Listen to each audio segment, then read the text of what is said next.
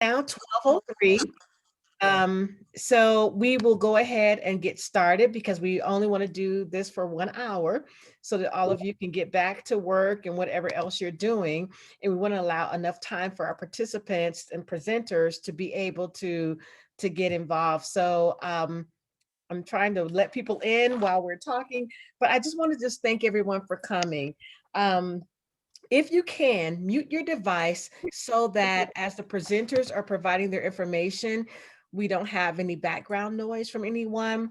And we will have time at the end of our session for questions and answers. So if you have any questions, please make a note, write them down, and we will be able to get to them toward the ends of our session.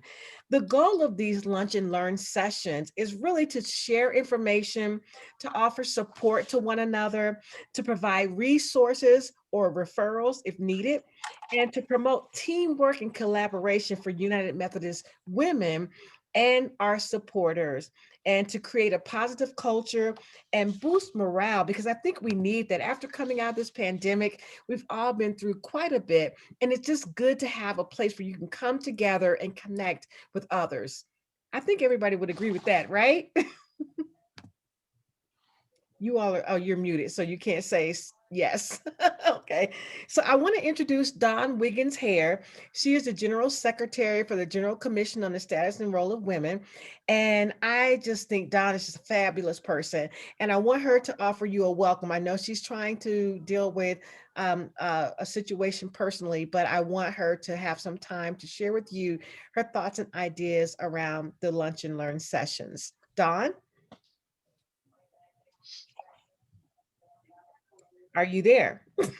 I'm here. Thank you. So welcome. Thank you so much all for joining us. The General Commission on the Status and Role of Women has had a place in our heart where we want the church to be more welcoming to women, to men too, but to kind of figure out how can we help set the table, help hospitality to be shown, help encouragement to be shown.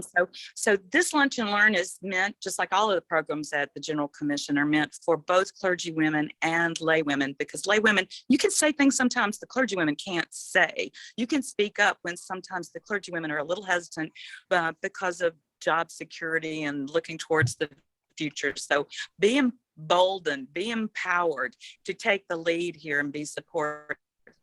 A special thank you. This is part of our Lunch and Learn series. See, we have folks from the Central Conferences. Our board member Hortensia is with us.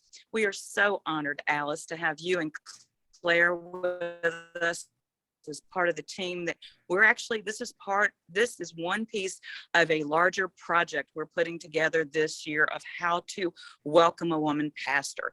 So please continue to join us for the Lunch and Learns, but also be on the lookout as we have writing teams and teams working together to develop this into a comprehensive piece to be shared across the church. So Alice, thank you so much for giving us your time and your expertise.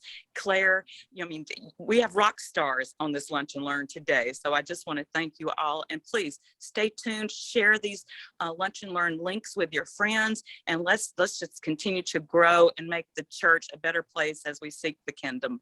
Thank you. Bye. Awesome. So just so you know, these Lunch and Learn sessions will be held every first Thursday of every month. And so if you keep this link, you can tune in anytime on every first Thursday and be a part of the conversation. Today is part one of a part two series that we're going to have with regards to, welcoming a woman pastor and what it means to help congregations be able to embrace someone when they're coming into the onboarding process at their churches. So I will just say a brief prayer and then open this up for Alice and Claire to take it over. So let us be in a moment of prayer. Gracious God, we thank you for this time that we have gathered. We thank you for the people who have made time to be available for today. We ask that you give us information through today's session that will enlighten us and empower us to do the work of your kingdom. In Jesus' name we pray. Amen. All right, I will turn this now over to Alice Williams and Claire Bowen, who are our presenters for today.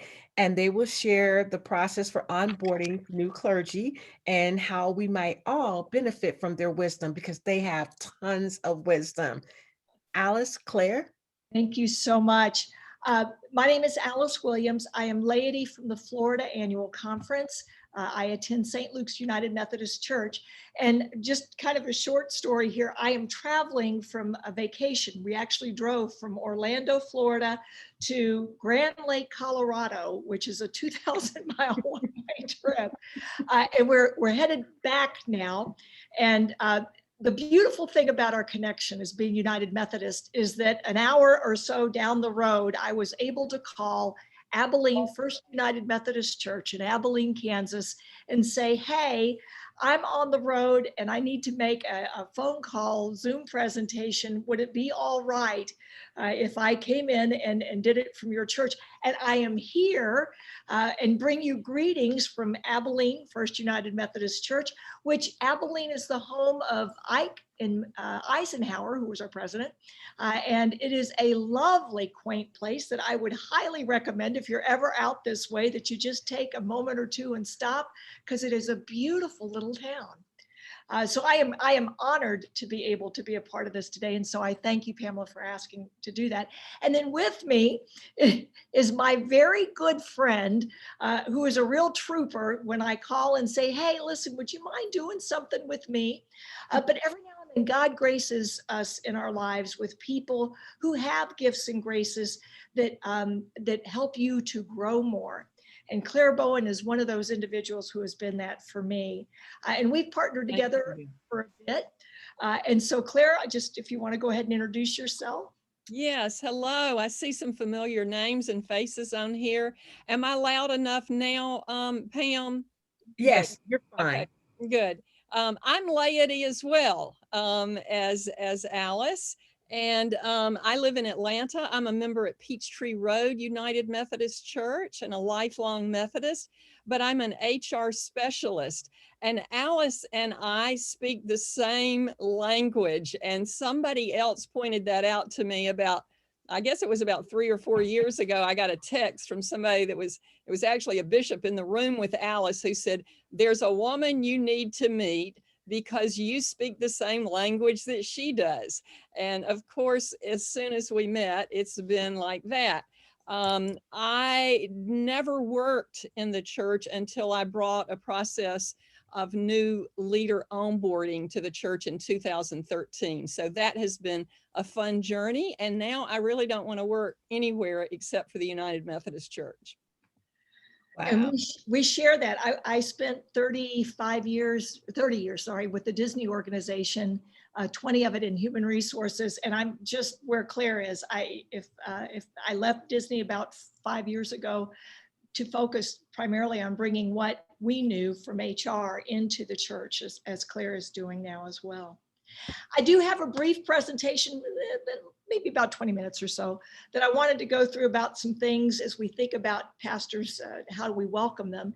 And then I'm going to turn it over to Claire to talk more about a process, a true process that we use. We used it in corporate America, and it was very successful for us. It actually originated, though, in the military back in the 1970s. It's called onboarding, and Claire's going to talk a little bit more about that. But before we get there, let me just share my screen, and Claire, chime in at any time. Okay. and as we go along here, can you all see my screen? Can I get a head nod? Yes, we can. It should be saying welcoming a new pastor. Now, I know we have a mixed audience today. I will tell you that the perspective of this particular portion of the presentation is geared more towards laity, welcoming a new pastor in, but I think it's also beneficial for pastors to hear this information as well. So I think it'll be time well spent, I hope, for everyone.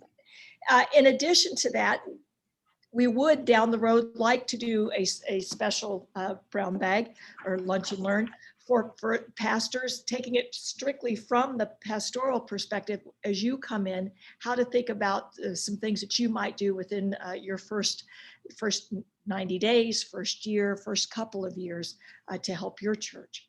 But today we're going to talk primarily about congregations and laity welcoming a new pastor and how to go about that.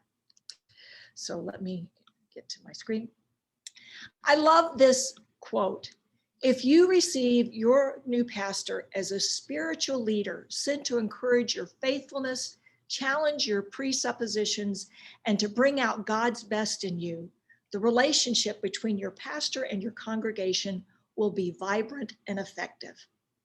I think there's some real key pieces to this. One is it sets the tone for the fact that we really have a choice in how we go about receiving a new pastor into our church and into our congregation. And it's up to us, we, each of us as laity, play a role into how well that transition goes. Now, it's not all on us, but I'm going to say the plowman's share is on us, because how we receive that new spiritual leader that's been given to us is truly a gift. And it's a way for us to think about how we as laity move forward. And it's also, I think, part of our discipleship. I think sometimes we think that, we receive a pastor and it's all on the pastor, it's all about them. No, this, friends, is part of us. It's part of our discipleship. It's part of how we display the love and grace of Christ, not only to the world around us, but in particular to our new pastors as they come in. And we can do it well, or we can choose maybe not to do it so well. Let's see if I get this to change now. Hold on, there we go. So let's say you're getting a new pastor. The upside is that this is an exciting time for you and your congregation. You're going to be receiving new gifts and graces. They're coming your way in the form of a new pastor. You'll also have the opportunity through that new pastor to gain a fresh set of eyes and a new perspective to your congregation and to your church, and potentially to where God is calling you all as a congregation. Often it is a time of renewal and growth for your church when you receive a new pastor.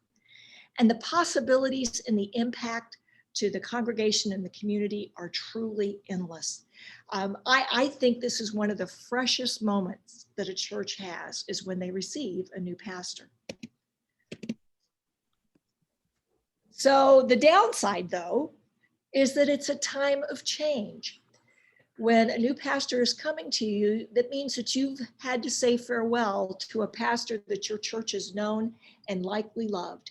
And even if they didn't love them, at least they knew them and they understood them, and they knew how the pastor might think, that kind of thing. This is going to be different because you've got someone that you don't know. It's an unknown. So there is this moment of unsettlement that may take place within you and your congregation. And it means that you're going to have to get to know someone new, someone that you will build relationship with over time. It won't be the same as it was the relationship that you had with the pastor before. It's going to be different, and it's going to be up to you to help to build that relationship. There will be a time of transition and adjustment that you and your church will have to go through. And that time can be kind of rough, or it can be made smoother simply by the things that you as laity leadership do in your church to help with this transition. And quite honestly, if truth be told, there will be those in the congregation and the staff who simply don't like change. And so just the fact that you're getting someone new is going to be hard for them. Right? They liked things the way it was, or they liked the pastor the way it was, or they didn't want to have to go through this. The church that I've been at for about 42 years now. And we've been through 3 senior pastors. So that tells you that at least 2 of them were there for a significant amount of time, both over 20 years, or just about 20 years. And when the new pastor, the person that we have as our senior pastor now, came in, our church really, we wanted to be embracing. We wanted to be able to welcome them with open arms. But I have to be honest with you, it was an adjustment, simply because we had become so accustomed to the pastor who was there before. So just the fact that it is change is something that you're going to have to adapt to. Now, in particular, what about if our new pastor is female? I'm going to say something here, and I hope you'll take it with the intent that it's made here. But if this is the first time that your church is receiving a female pastor, I want you to recognize that this is significant. And it is not something that you should just gloss over. It's time for truth. You and your congregation truly need to have some open dialogue before the pastor gets there about how this may set with some folks, how this may be different, how might we think about this? And I would say to you, these are some questions that you want to ask yourselves. First is, do we know how our congregation is likely to react to receiving a female pastor? Have we ever had conversation about it? Do we really know if there are many people who, for this will be a significant change? If you don't know that, I encourage you to explore, take some time and have that conversation. And as leadership in the church, it is very, very important that you ask yourself, how do we as church leadership feel about having a female pastor? And you've got to be honest about it. For some, it may not be anything at all, but for others, they may say, now that you say that, I really do think I need to think about this a little bit, or maybe this is a little bit more difficult for me. This is different perhaps than maybe the tradition that I was raised in, or the tradition that, I feel there would be even those who would say that scripture speaks to this. Whatever that is, you need to spend time in thinking about it. And then the other question you would need to ask yourself as leadership is, are there things we can do to help make this transition smooth for our congregation and for our new pastor? And the other question I would ask you is, have we thought about how the new pastor might be feeling about coming into our congregation? Have we tried to put ourselves in their shoes? Have we thought about it from an empathy perspective? And if you do that, we had a thing when I worked at Disney, we called it jumping the net. Anytime that we were coming into something that was new or different, or we were encountering, maybe a different viewpoint than what we were used to, we would jump the net. We would mentally think to ourselves, think about that person who's on the other side of the court, who we need to be looking at from their perspective, what this transition might look like.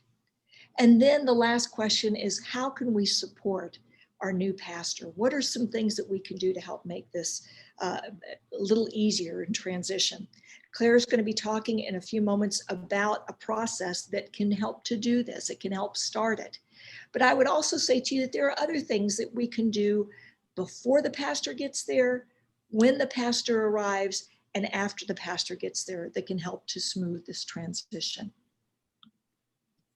Now, I just want to go back on a quick refresher on our UMC history, because if your church is receiving its first female pastor, I want you to know that's not something that's new to us. As far back as the 1700s, Mary, I'm not going to say this, her name very well, I'm afraid, Mary Bosanquet Fletcher, I think is the middle name, was an early lay preacher credited with convincing John Wesley that some women should be allowed to preach. So I go back to that, and I claim that to say this is nothing new in our Methodist DNA. And if you want to go back even farther, my favorite story in the Bible is one about someone who Paul, the Apostle Paul, who was, by the way, not necessarily the most feminist of thinkers, identified as starting the church in Europe, and that was Lydia, the story of Lydia. So again, it goes back in our DNA as Christians that we recognize the place and the role and presence of women in bringing the gospel forward. Women were ordained as ministers as early as the late 19th century, including such notables as Sojourner Truth, Anne Howard Shaw, and Eleanor Davison, some key people who were in our Methodist DNA. And then Maud Jensen became the first female full clergy member of the Central Pennsylvania Conference shortly after the 1956 General Conference met, where they said that women could be ordained. 26 additional women were received as full clergy members that year. So if your church hasn't received a female pastor up to this point, just know that it's not a new thing. It is something that is very Wesleyan, is very much a Methodist tradition. And it is something that we celebrate and acknowledge with God's grace, and we welcome them. So let's say you are preparing for a new pastor, whether it be female or male.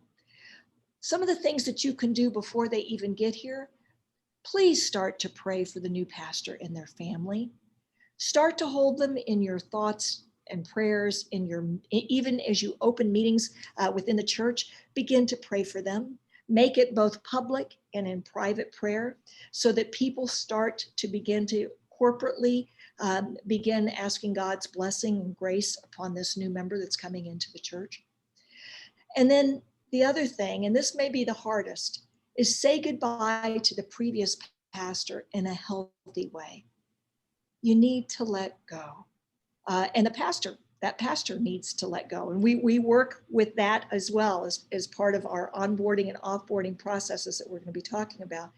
But it is an important part to enable a new pastor to come in to a new congregation, or to a congregation that's new to them, that the congregation be willing to let go of what was, build on that legacy, and allow the new pastor coming in to basically come into their own space with their own graces.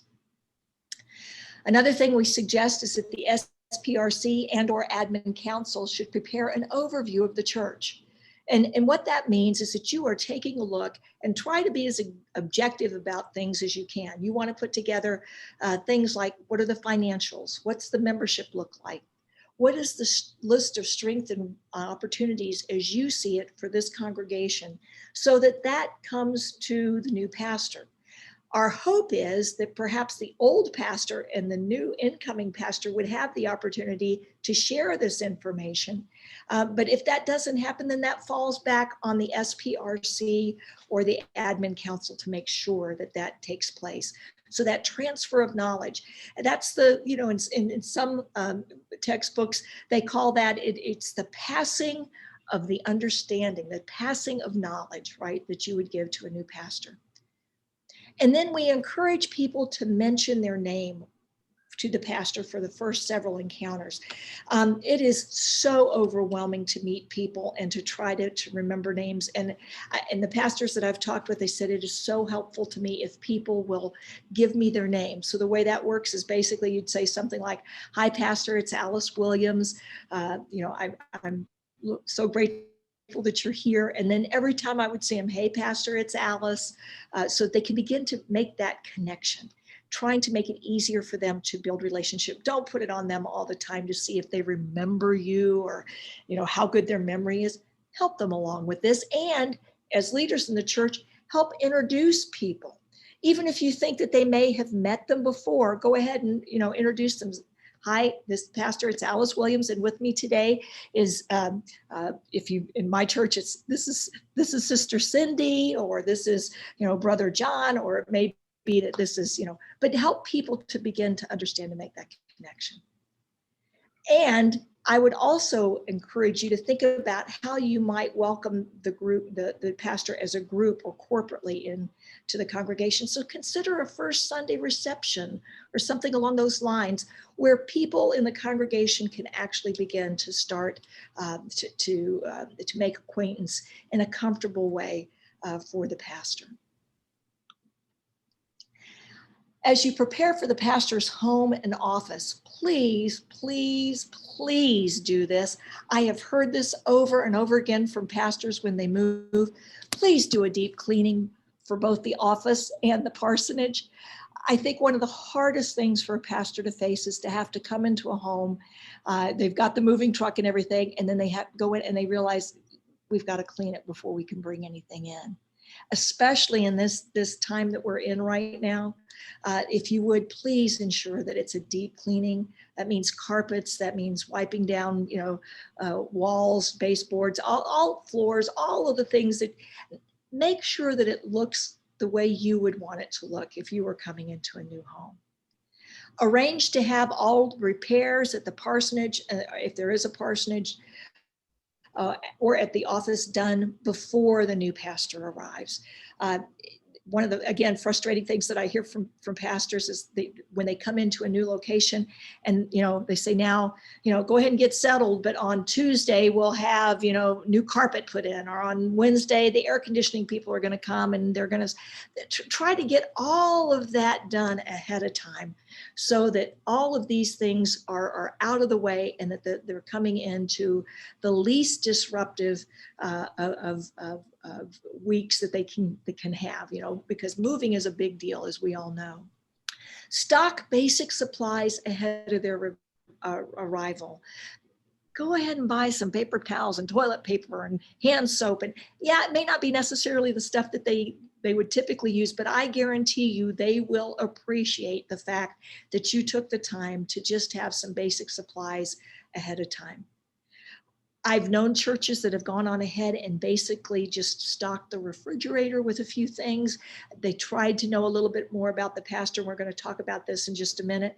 But, anything that you can do that would make those first few days a little easier for the pastors would be great. And then this is one where the next bullet point, I'm going to say to you, offer labor to help with moving day. I say offer because some people will find that as a welcome and appreciate it, a welcome extra set of hands. Others might say, nope, you know what, that's going to make me more nervous, or it's going to be a little bit harder for us. But go ahead and offer it. And when you offer it with, we've got 4 or 5 people who can be there. They can be there at, you tell us what time. We're happy to help. If you're going to do it, make it sound like it's truly, you've got the labor and the folks that are lined up to do it. And if they say no, then that's fine too. Just acknowledge the fact that, that was their choice. But having someone that can help move, because that is, as you know, moving it's an exciting thing, but it's a rough thing too. And then ask about personal preferences. Even in the office, ask folks, what do you, I knew one pastor that said, it's a funny thing for me, but it's the way I do my sermons and stuff. They used a Sharpie to write with, or they used a highlighter, a certain kind of highlighter. Where ask about those things that might be preferences for people. It shows an extra added caring that a lot of churches don't offer, unfortunately. But it's one of those little nice touches. At Disney, we said that was part of the magic, right? So, help to create some of that magic for your new incoming pastor. Now, I'm going to date myself here. I will say I was very, very young. But do you see the picture that's up here in this upper corner? I can remember probably being about 2 or 3 years old when we moved from the first house we were in into it was a tract home development. My parents were so proud that they were, able to buy a little 3-bedroom house in this tract development, that the welcome wagon lady came to the door and she actually had a basket. I vividly remember the basket, not just because it was something that was, so special, but because it had something for everyone in our family in it. They had taken the time to acknowledge that there was a small child, there was another child that was 5 years older, the husband, the wife, but there was something for everyone. And what I remember, and it stayed with me for years, there was a little stuffed animal that I latched onto, and that became my Wooby. If you remember the movie where the kid had the blanket that was his special Wooby, well, that became my security blanket, or my security thing. And I slept with that animal until probably, I guess, 1st or 2nd grade. So anyway, think about those kind of things. What can you do? What would be kind of a welcome wagon kind of approach that you could give to your new pastor and their family? It might be provide a meal the first day or the first week. I have known churches that have put together meal trains, if you know what those are, where folks sign up to bring a meal for the first week that a pastor comes in. And what a relief that was for them, right? They didn't have to cook for that first week for the main meal. We go back to think about the stocking of a refrigerator. It might be that you put some salad fixings and some maybe cold cuts or whatever so that they can make sandwiches and stuff. You don't have to provide all the meals, but just some basic stuff that just makes it a little easier for them, so that they don't have to, at least those first few days, worry about having to cook. So that would be one thought. The other might be create a resource list. It might be, what are the local grocery stores and where are they? Or the drug stores? Where are the schools? Where are the restaurants? Where are the hair and nail salons?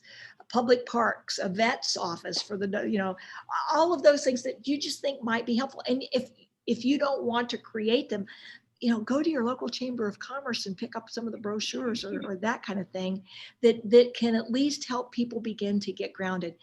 You know what it's, if you've ever moved, you know what it's like to move to a new location and not know, where are the shortcuts or where are the places that people go in the community that I'm in. I think about the area that I live in. Orlando has a plethora of restaurant offerings and things, but there are a few places that are the locals hangouts, right? Where are those places that most people don't know about, and yet they would be really grateful if they did? You might also want to think about giving gift cards to either a grocery store, gas station, hardware store. Think about the things that you need when you first start coming or move to a new location. And you might want to, they don't have to be excessive, they don't have to be big amounts, but those are the kinds of things that, again, it creates the magic, right? It just lets them know that you truly are welcoming them into your presence. You might want to create a basket of goodies that includes all the family members, like I was mentioning before, and that can range from cookies to, anything that you just think might be helpful. And it might be something that's representative of where you are. I had to laugh, and this took me way back, but my mother, who's no longer with us, every Mother's Day, I would get her a Russell Stover box of candy. Well, literally, I did not realize it, but Russell Stover is made just outside of Abilene, Kansas. We went by there today. If I lived here, perhaps maybe something that I would include would be something that's local here. So might be a couple of boxes of Russell Stover candies if that's the location that you're at, but something that's special about the location that you're in.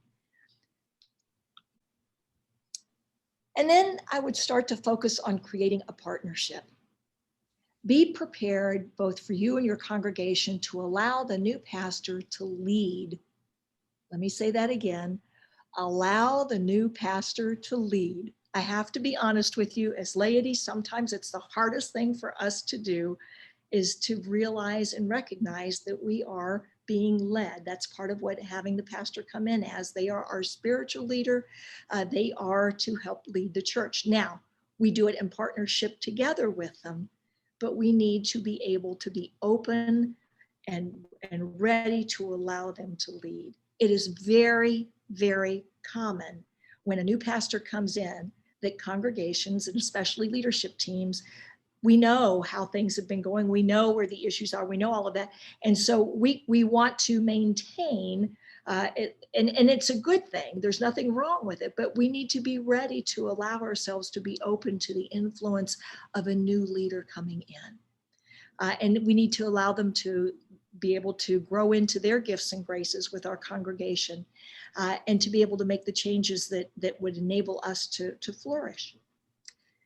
I would also say to you as laity leadership, be accessible as a thought partner. And I mean that in its fullest form.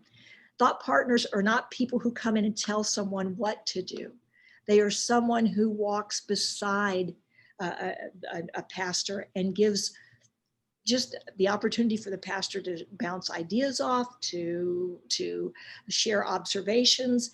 And it's also the opportunity for the laity to share their thoughts, their observations, their opinions. But the idea is that we are in partnership together. As leadership, help to minimize the congregants' personal agendas and limit major decisions up front if you can. So as laity leadership, one of the first things that tends to happen when new pastors come in is that there are folks in the congregation, if they've had an agenda of something that they've wanted or they would like to see done, they try to go ahead and put that agenda out there and get that known for the new pastor. we would say, hold off on that. And if you can, help to minimize that. And how do you do that? You come right out and say it. In my opinion, if I were a lay leader of a congregation, or if I were the admin council chair or the SPRC chair, I think there's some things that I would probably say. I'd maybe put it out in the newsletter that would go out before the pastor arrives, or it might be that I would, take a moment, on a Sunday morning or something along those lines to say, listen, folks, we've got someone new coming in. I'm asking you to, help us to prepare the way for this new pastor and their family. If you've got some ideas or things that you want done, hold off on that. Let's not share that right now. Let's give them some time to get acclimated. Let's give them some time to get to know us before we start to push any ideas or thoughts. And just be upfront and honest about it. Allow the new pastor some time to acclimate. We're going to talk about this in just a minute, but there's kind of a leadership timeline. Be realistic in what you think a new pastor is going to be able to do, right? So they need time to be able to just get their bearings. And if you do it well, that's going to set you and the pastor up for the ability to discern vision for the church moving forward. But if you try to push it too quickly and too soon, you probably aren't going to get the best outcome. Listen, just listen. Before you speak, before you tell, listen. Hear what the pastor is either saying, ask what they need, ask them how they're doing, ask them how you can be supportive, but listen. And then allow that to pour over you. And if there's things that you can do to support, do it, Extend grace. This is one, it just astounds me how sometimes new pastors don't get the grace of the organization or the congregation that they're stepping in to. People expect too much too soon. And no one is perfect. There's going to be missteps. There's going to be things that won't go well, but we need to extend grace and allow people, especially new pastors, to make those mistakes. We'll walk alongside them. We'll help to correct them. We'll try to help them not step into things if we can, but extend grace to folks as they come in. And then lastly, and this is probably one of the most important ones, speak positively about the new pastor, both privately in your conversations and publicly. Trust me, there will be things that you could say, there'll be little things that you'll notice or flaws. Stay away from that. I assure you that the more positive the atmosphere that you help to create, the better the transition will go, and the better the new pastor will be able to acclimate into the congregation, and the better things will go. Now, I'm going to be honest with you. Will you lose some of your congregation if this is the first time that you're receiving a female pastor? I'm going to say to you that it has been my experience that almost every congregation in the US, I don't know how this would play out in some of our central conferences as well, but I can speak from experience of talking with people here that the answer is almost always yes. There will always be a few. I'll give you a personal example. It's St. Luke's. I told you we had two, the founding pastor was Jim Harnish. You may have read some of his books. He was with us for about 20 years. And then Bill Barnes, who followed behind him and was there for 23 years. So, I mean, that's a big chunk of time. In the last 7 years of Bill Barnes serving as our senior pastor, our associate pastor was Jen Style Williams. When Bill left, Jen Style Williams, who had been with us for 7 years as a very active and effective associate pastor, was asked to be the senior pastor of the church. And we still lost a few folks because she was made the senior pastor. I don't know why that is. I understand it on some level, but truthfully, in my heart of hearts, I have a very hard time with that. But what I will tell you is that I believe that God uses people in different ways, and that we bless those who leave and we let them go. And we ask God to use them in new and exciting ways wherever they tend to go to. But don't grieve over that, because for those who leave, what we have seen is there have been others that she has drawn into that probably Bill or Jim would not have been able to do, right? So we're just going to leave this to the work of the Holy Spirit within us. But just know that, yes, you may lose a few folks, but there will be others, and God will use. I absolutely believe God brings pastors to churches at a specific time and a specific place for a reason. And either we help to make that happen in a good way, or we become part of the stumbling blocks that occur. Now, I mentioned just a few minutes before, and I'm getting close to the end here, Claire, and then you're ready to step in. But I do want to talk about this leadership timeline because it's important. The first 90 days that a leader comes into an organization, they should be focused on just simply getting the lay of the land, getting to know staff, the congregation, and the community in which they serve.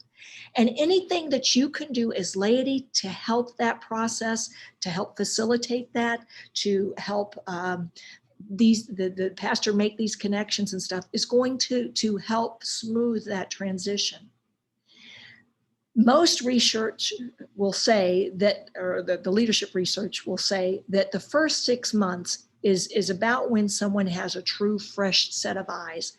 And then after that, they start to acclimate, right? And so they lose that freshness. This is where you want your pastor, this is where you want to be picking their brain around, what are you seeing? What are some of the things that, in your first few months with us, what are you doing? So I would, as SPRC or as admin council, I would host some meetings with my new pastor. It may be the 1 month mark, maybe the 3 month mark, and then again at the 6 month mark, just to hear them download what their thoughts, their impressions are. They don't have to, you can incorporate this into any existing meetings that you have, but take the time to leverage this first 6 months with this fresh set of eyes as a gift, and allow the pastor to share with you what they see, what they hear, what their thoughts are, what their impressions are, and then begin to work with that. How is that setting with you? How might you discern from that where God might be calling you as a congregation into new ways or to new things? Or where can you build on legacy work that's already taken place? The first year, the focus is on assessing the strengths and the opportunities to craft a vision. Please don't expect your new pastor to come in with a whole new vision and give them that first year to start to and work with them in this partnership to assess the strengths and opportunities to craft the vision. And then years 2 to 3, begin to understand that vision and implement it, and then provide the supporting structure and resources. I will tell you that a fresh set of eyes and a new vision may mean that there's going to be some significant change that will come.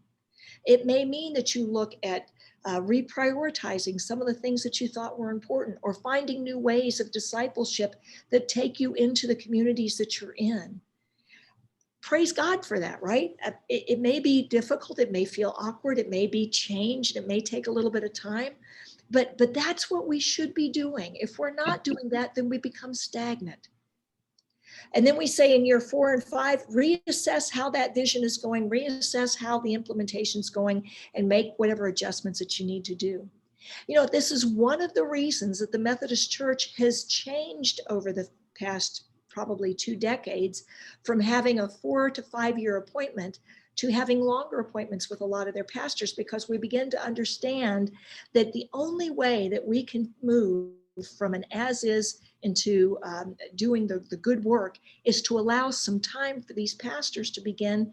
If you are changing pastors and going through this process every 2 to 3 years or 4 years, you're not giving it enough time to allow that work to take place, to begin to do the work that needs to happen to truly enable you to live into the vision that God is calling you to. It makes it much harder. So hopefully this will help to give you stability in the long run. There's one other piece I want to talk about, and that is where we are right now today is different than I think any of us have experienced in years past. Most pastors are tired. On some level, they're physically, emotionally, and spiritually feeling drained because of the past year. And we're starting to come out of it. And I would say our congregations are feeling the same way too. Now, a pastor is going to be excited about a move. It may be hard for them if they're leaving an area that they've known and loved, but there is a certain amount of excitement about coming into a new environment. Please, please, please recognize and even vocalize, give voice to the fact that the last year has been hard. It's been a year of transition. I don't know of any church that hasn't had to rethink how they have gone about doing worship, how they have gone about being disciples in their communities, how they have gone about learning to serve their congregants in a new way. And so we wanted to make sure that we acknowledge that and that we talk about it. Talk about it with the new pastor. Talk about it in your SPRC. Talk about it in your admin council. And understand that anytime you bring someone in, there's going to be a moment of change. But given where we are today, it's going to be even heightened. It's going to be even more change than what we would have typically dealt with. We've all faced many competing legitimate issues. It's the COVID reopenings of our churches, how we go about it. It's issues that we face within our own communities around things like racism, and it's denominational changes. Where we are, we're still in this limbo, it seems, right? So we're in this I know this word gets overplayed a lot, but it's so true. We're in this liminal time right now where there's just so many unknowns. The other thing that we're facing is that we're learning that there are new emerging ways to worship and to be the church in the communities that we live in. One great thing that's happened through the pandemic is that, we've had to stretch ourselves to think about new ways. We've become, it's funny, we now know who the technology natives are in our congregation, the people who live very comfortably in a technology environment, and those who are the newbies, the ones who still are trying to learn where's my mute button kind of thing. These new ways, we've got to be open to those. We've got to allow ourselves to live into those and to be willing to explore those. And we need to give our new pastors that are coming in the freedom to kind of help us, muddle through this. And then this last piece, we live in a time of great uncertainty. And what I would say to you is don't look so much for the certainty of the moment. Don't look for the things that we, would say all of us like to know the things that are stable for us. We live in an unstable time right now. So what I would suggest to you is rather than looking for certainty, look for clarity. Where is it that God is speaking to you and your congregation? Where is it that we are seeing a very clear calling to be in witness to our community? I'll give you an example again, coming back to St. Luke's, living in Central Florida. The biggest portion of our economy is tied in what it used to be citrus groves and cattle years and years ago. Now it's all about the entertainment industry, the tourism industry, the service sector. That's what Orlando is primarily based on. And when we went through the COVID shutdown and whatnot, our entertainment industries, the theme parks, they closed, they laid people off, and it was very, very clear to us that this was a place that St. Luke's could step in and help fill the gap. And I want you to know that starting at about week 6, we started a food drive for all of the entertainment folks who may have been employed at any of our theme parks and were displaced, or people who worked in our theme parks and were displaced. We have delivered, I forget, I'm going to misquote this, but I think it's pretty close to 100,000 meals up to this point now over the past year to folks. And when I say meals, meaning bags of groceries and that kind of thing, just through our church parking lot on Tuesday afternoons for people to come if they needed assistance. That was something that was very clear to us. That's what you look for. Where are those clear callings that you see where your church can be the hands and feet of Christ? Where can you free your pastor to help lead you into these clear callings? Now, I picked these two graphics for very, very specific reasons.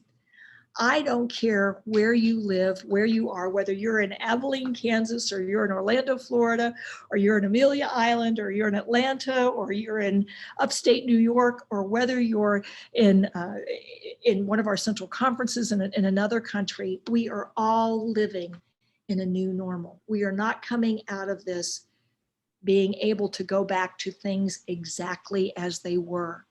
That's gone. So we have an opportunity, my friends. As laity within the church, God is gifting us a moment, and we have the opportunity to either do this by chance, just let it go and let chance and fate kind of lead us, or we can help lead the change. And my hope is, and my prayer is, that our time together today will help you find a way that you can help lead that change as a new pastor comes in. Claire, I think I've probably gone a little too long, but please, please, please share with us about the onboarding. I'd be happy to. And thank you, Alice. You're always great with setting that wonderful context and strategic issues, as well as I think that you can't work for Disney and not have hospitality in your DNA. You made me feel a little guilty that there were ideas that I thought, I've never thought to do that for my new pastor. But I thought I would jump in. I'm happy to describe onboarding, but I'm also, given the time today, happy for you to email me. I'm Claire Bowen, but I'm Claire O. There's an O between Claire and O Bowen @gmail.com. And I will send you a short video on onboarding and a flyer that explains onboarding, rather than me take your time to just walk you through a process that I can send you that in your email. I thought I might tell you a couple of war stories about onboarding first-time female pastors. How many, are there clergy on here, or is it all laity? Raise your hand if you are clergy. Okay, so you might be appointed first-time clergy to a church someday. So first, I want to start with the good news, is that several years ago in Tennessee, I was onboarding the second female pastor to a church. So for 5 years, they had had their first female pastor. Now I'm there working with the staff and the laity, onboarding their new pastor, who's their second time female.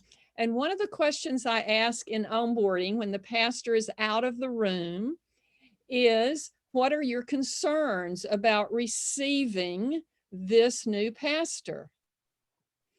And they said, we have had so many people come up to us, staff said this in laity, so worried we were going to get a male.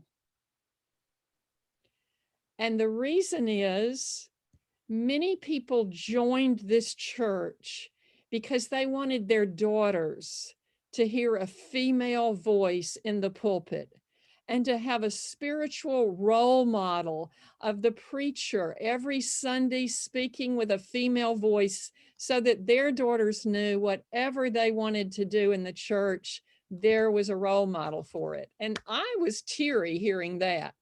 Let me tell you a second success kind of war story. So if some of you went to Candler in Atlanta on the Emory campus, you may know this church, Glenn Memorial. We had a fabulous female pastor there for a number of years. You may know her, Alice Rogers, very beloved. She became a district superintendent, and I arrived to onboard her replacement, who was a male, a wonderful male. And so I got to that question again. What are your concerns about receiving this pastor? And they said, he's a male. And I thought, well, we have arrived, because I have never onboarded the first-time female, even bishops, where the question, what are your concerns about receiving this new leader? Bishop Sue Hopper Johnson, my bishop in North Georgia. I onboarded her to her 25 large church pastors. And I said, she's out of the room. What are your concerns about receiving her as your new bishop? And the 23 of the 25 in the room were male. And they said, she's a woman. And it's a fun discussion where I'm coaching them to respond to that question. So what do I say about they're concerned about me being a woman? And you just say, well, you got that right. A+. I'm so glad you noticed. But all I want to be is a good bishop, a good pastor. Not a female pastor, not a male pastor, but a good pastor. So we're coming along. We're not there yet. But I love the way Alice talked a lot about what we laity can do. And she's right. We need to prepare our congregations. I want to just tell you a couple of other things, and then I'd love to take any questions that you have, because I keep a record of how many churches I've gone into to onboard new pastors. And it's 125 now since 2013. And I would say, and I'm usually in our largest churches, so I would say only about 25 of those have been female, but they've certainly been significant onboardings. But I do think there are certain focuses we have to have. Alice covered, what can the congregation do? Yes. How can we prepare a congregation? Another place is, how can I toughen up the female pastor who's going there? And I say, how are you going to feel when they say, she's short? Or what she got under that robe? Are those high heels? You know, they comment on the female's appearance. They don't do that on the males, but they do. They say, and I say to them, how are you going to respond when they say, how are you going to do this job and have 3 children? Do they say that to the male? No. But I say, I had them with my husband. We're both going to do this together. It's not just on my shoulders. Do you babysit? But I do think, you know, that sometimes it's best to just kind of put all that stuff out there. There is it's either a TikTok or a YouTube video that's a little edgy, and I'm wondering if any of y'all have seen it. It's not about a female. It's called, What Kind of Asian Are You? Has anybody seen that? It's an Asian woman running on a running track, and she stops to stretch, and beside her is a white male. And he says, where are you from? And she says, San Diego. And he says, no, I mean, where are you from? And she says, well, I was born in Orange County, but I grew up and went to high school here, and then from San Diego. And he can't let it go. And I really think there can be some sort of video like that where we educate our Sunday school classes and our congregation about the kind of things we say. We got a new associate at my church, and a woman came up to me, and I will admit that our older women sometimes are tougher on the new female pastor. And I teach the female pastor, when the 80-year-old comes up to you and says, darling, we've had associates who are senior pastor, but never, associates, but never a senior. And I say, that's not about you. That's about her and what opportunities weren't available to her. And if you can find some empathy, you can start to connect with her. But I do think the thing Alice said I like is that you have to find the people who will stand up for you and be your influencers. So in my church, we got a new female associate, And this lady I'm good friends with came up to me and she said, "What do you think about the way she reads scripture?" And I said, "I love the way she reads scripture." She said, "Well, I don't like it. My husband doesn't like it. My daughter, her husband, and our 2 teenagers don't like the way she reads scripture." And I said, "Never tell another soul. Just keep that to yourself." Because she wakes up the scripture for me and my husband and my children. So keep it to yourself, because one of us is up there. And aren't we glad that in our lifetime, we're seeing them up there? Because at Lake Junaluska, I went for I've lifelong laity. I didn't know about Lake Junaluska until 2016. I'm embarrassed to tell you about that, but that's the first time I ever went. And my pastor from my hometown of Statesboro, Georgia, came up to me and said, "Claire, I've never seen somebody so passionate about the United Methodist Church who's never worked in the church or been a pastor. Why did you not go into the ministry?" And I said, "Jimmy, I never saw anybody up there except in the choir. And now we have people up there and the door is open, and we have to find the influencers who will have their back and tell people who are being critical, please don't do that. Please, let's help us be in partnership. God made about the same number of men as he did women. And I think God expected us to partner together in everything." I'd love to answer any questions you might have. I know this is a big group, and Pam may say, "Claire, that was not part of the agenda for you to open it up to questions," but I love answering questions. So if anybody's brave, or did anybody put anything in chat? I would just love to answer a question if somebody's brave and wants to Claire, know. you have carte blanche. You can, open up the floor for anyone to have questions. You and Alice both, any thoughts that you might have with regards to onboarding a new pastor. What I love about your presentation, by the way, is that both of you have not just focused on what it means to accept a woman pastor, but a new pastor, period. And I think that's very helpful. But I think to be mindful of the fact that gender does play a role in how many people are accepted. I, as a woman pastor, understand that I went to a church that was historically more favorable toward men.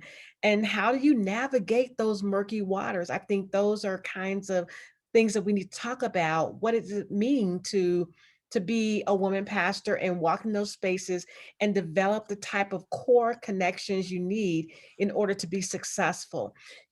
I would say, just as a thought while you all are formulating your questions, is that, my dad used to tell me when I was younger in my career, you need to always make sure you have your finger on the pulse of the institution you're working for, because you're one bad decision away from getting on the wrong side of the administration.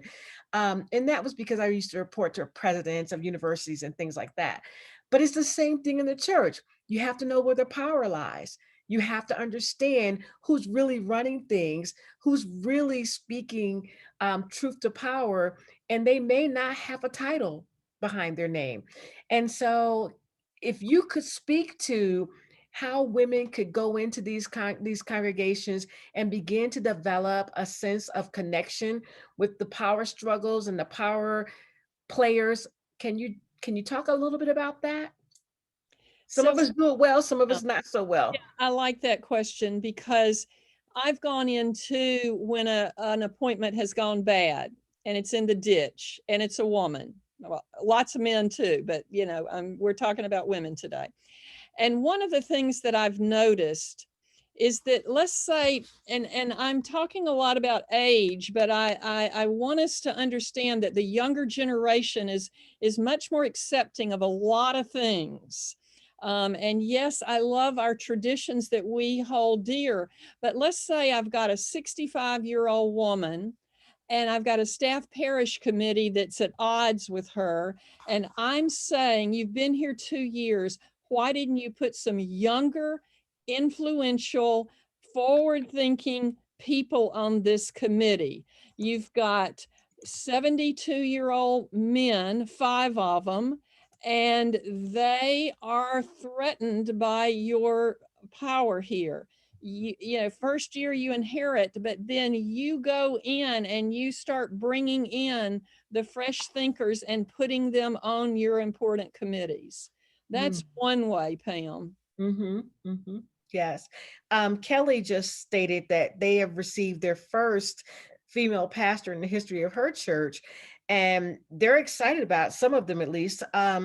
Would you say there are things that they should do? And I think, Alice, you touched on this a little bit, that can help shepherd this person through the process of connecting with this congregation who has always had a male pastor. And unfortunately, many times in our denomination, we find that people feel more comfortable with a male pastor.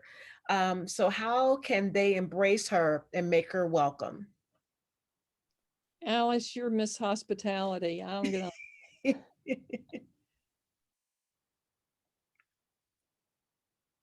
Oh, you're muted, Alice. Okay, there you go. Now I got distracted by that. I'm sorry, say the question again, and I'm sorry. I was typing in the chat box. One thing I just wanted to say about let me back up. If you've got the same people in the same leadership roles for more than 3 or 4 years, watch out. That doesn't help anybody. And we need to be rotating. God can use everyone's gifts and graces. Claire, I'm so glad you said what you did, though, because that's critical. Help stack the deck in the right way to help folks transition. And I'm sorry, Pamela, what was your question? I'm sorry. Yeah, I mean, is there anything beyond what you've already shared, which I think has been very powerful, that might help them embrace this new pastor in the history of this church? This the first woman Kelly brought out in her chat box note. So one thing that I will say, and just here's another, it was a great idea. I wish we had done it and didn't.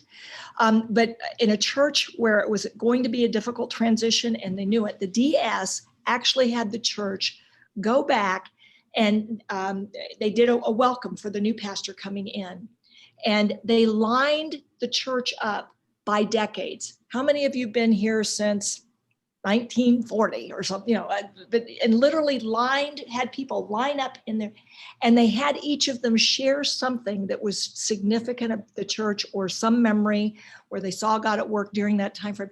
And so they lifted all of the rich legacy out in this conversation for this new pastor to hear. And then the DS brilliantly turned to the new pastor and said, okay, you have now heard the shoulders, the legacy and the shoulders that you stand on in the work ahead. Tell us, and he did coach the pastor beforehand, but tell us, where do you see your gifts possibly fitting into this? Or what do you feel you might bring to the table? And the pastor, she did a wonderful job. She said, I'm someone who typically gets pretty involved in the community, or I carry justice ministries very close in my heart. And I feel that with what I have heard here, this is a church who wants to be engaged as in a justice way and bring justice into this community. And it was this amazing moment where the church heard from her how their gifts and graces and what she might bring forward. So I would just say to you, that was a very powerful kind of a moment, and it might be something that you might want to think about doing. And I have a question that came in from Sharice with regards to the intersectionality of appointments.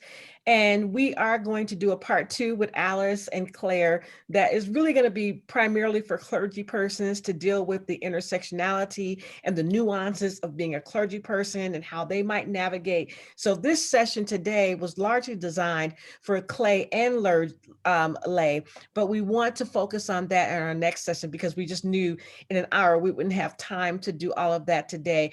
But is there anything, Alice or Claire, that you might want to say just in brevity that could speak to the whole process of intersectionality? Jones's comment, and I want to tell you that this summer I onboarded in North Georgia 7 Black pastors to all white churches. So we called it a cross-racial, cross-cultural appointment. And in doing my homework, I interviewed a young woman who had been in an appointment for about 4 years and was not onboarded. But she was a Black woman to a white church. And I asked her what she learned and how she could help us. And she said, you framed that, North Georgia, framed that appointment as a cross-racial appointment.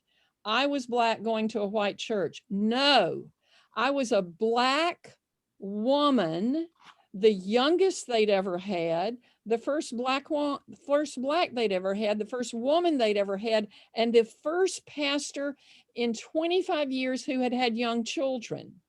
I had this huge package in my transition, and the conference framed it as a cross-cultural, cross-racial appointment. And we made a mistake.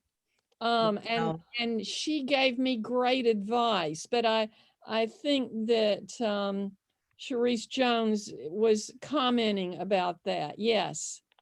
And we've got to look at all those factors. And one of the things she taught me was that we never asked her to share with the church her traditions. She was supposed to just walk in and adhere 100% to theirs. And she said, I grew up in a different church setting, and I bring some great experiences and gifts that I wish I had been asked somehow to share. She said, in my church growing up, New Year's Eve was just this beautiful spiritual experience. And it's nothing at this church. I would love to bring that. I'm like, wow, I have learned so much from you. So I think when we ask, what could we have done different? We can learn from each other. Wow. I know we're running late. And so I do want to get to Janet. She has raised her hand, and then we'll let Janet close us out with her question. Please go forward, please. Okay, this may take a little offshoot, but we're talking 2020, 2021 issues. Is our incoming pastor totally disregarded our Zoom people. I don't think he's comfortable, or I don't want to make excuses, or just was the oversight. There were some other issues that we had technical problems with our virtual connection, and no one corrected it throughout the whole sermon, so that caused another issue. But just to update, and this will probably be discussed in our next general conference, my feeling is the virtual congregation is equal to the in-person congregation. What are your feelings? Claire, let me just, before you, I gotta tell you, if you are not leveraging this connection of using technology, you are missing out on a whole nother aspect of church that is going to be part of that new normal. And we need to figure out and learn how to embrace it. I know people who were visiting my church from other states now that are asking to become members of my church because of the Zoom connection. So I would highly, highly, highly recommend that you have a serious conversation about how do you do this in a better way. Claire, and Janet, in empathy to our pastors, they navigated something they were never trained or prepared to do.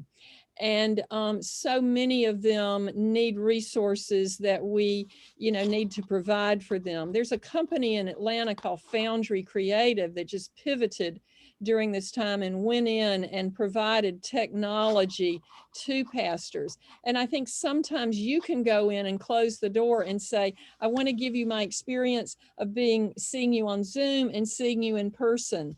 And I choose to see you in person, but there are times I'd like to see you on Zoom, but I feel more of a person when I'm sitting in the pew. And how can I help you make me feel a person when I'm sitting on my sofa at home, and help that pastor understand that this is something new for our pastors? And I would add to that, Junius Dotson, bless his soul, did our annual conference Bible study lesson. And one of the things that he said that I took away was the internet, virtual worship is the great equalizer. And that was something that he said. He said, so if you're not providing vital worship online, then you're going to lose a lot of people who have options, because some people are just going to stay at home and go on Facebook or YouTube and pick a different church. And so I think that if you could in any kind of way encourage your pastor to understand that this is not something that was just for the pandemic, virtual worship is here to stay. It's not going away. I mean, even though my church in particular is worshiping in person now, we just started in June here in Illinois, but we still have quite a few people who are still at home doing pajama church. It's just something we can't fix. So to not be open to that is just a real big error, I think. We started doing this virtual is perception, but I know that, like, I text a member saying we need assistance because we had no sound for over an hour, and I can read lips somewhat, and I think they were telling him of that, and he waved it off. And I don't like to be flipped off, and I know he will deny it, and he maybe it is my perception, but I saw no head turn, nothing to acknowledge it, and I just acknowledged the virtual audience. So I'm just saying that this goes for all clergy and even lay speakers. Yes, of course. Please don't disregard your virtual audience. And You're so right. You're so right. And many of us are scared. Many of us are scared. New skills. And we do need to teach old dogs new tricks. Yes, it's a lot. It's a lot. And there are plenty of resources that United Methodist Church has available through UMCOM. So I would encourage you to share their information with him, their website, because they will help churches get online and be effective in that, and even help you find resources in your local area that might be needed to help you to get your technology where it needs to be vital. So just an option, just a thought. Well, I want to thank everybody for your time today. This has been a really great conversation. We thank you, Alice and Claire, for being with us today. We so look forward to having a part 2. And I know we were talking about that being primarily focused on the clergy role, but anyone's welcome. You know, anyone is welcome. We don't limit anyone if you want to come and participate in this. And I do ask that you share this information, the link, with not only yourselves, but with your COSRO committees. You should have a committee in every annual conference of several people who need to be a part of these conversations. Every first Thursday of every month, we'll be right here. Stay tuned, and we'll keep you up to date in terms of our subject every week, every month. Thanks, Pam. Lots of thank yous coming in, Claire and Alice. Thanks to Jen, who's our communications director, who's been here to kind of record everything and make sure all things went smoothly.